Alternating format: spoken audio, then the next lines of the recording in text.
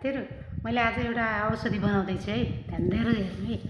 हाम्रो अब यो बाल नि सेतै फुलेर अनि त्यहाँबाट मेहन्दी लगाउँछ, मेहन्दी लगाएको 2 चोटि 3 चोटि नुहायौँ भने उस्तै हुन्छ होइन।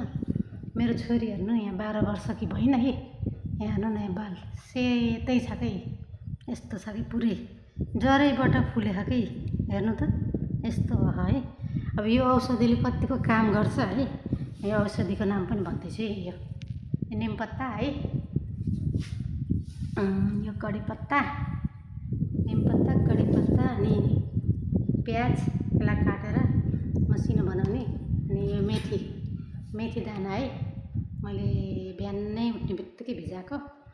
अनि यो मिलाएर थिचेर अनि भक्की पकाउने अरे, पकाएर अनि त्यहाँबाट सेलाउन हालेर यो नरिवलको तेलमा मिसाएर 1 महिना जति लगायो भने कालो हुन्छ भनेर बिमला दिदीले टिकटकमै हाल्नुभएको छ। कसम खाएरै भन्नुभएको छ है, कतिको काम गर्दो रहेछ। मैले उहाँको टिकटक हेरेर आज बनाउँदैछु। भयो भनेदेखि म फेरि नानीको बाल देखाउँछु होइन। मेरो पनि यहाँ अगाडि पुरै फुल्छ, मैले अहिले मेहन्दी लगाएको छु होइन। भयो भने तपाईँहरूले पनि सबैले यस्तै गरेर, अनि यो घरमै पाउने औषधि, यो मेरो घर सबै छ, मैले किनेको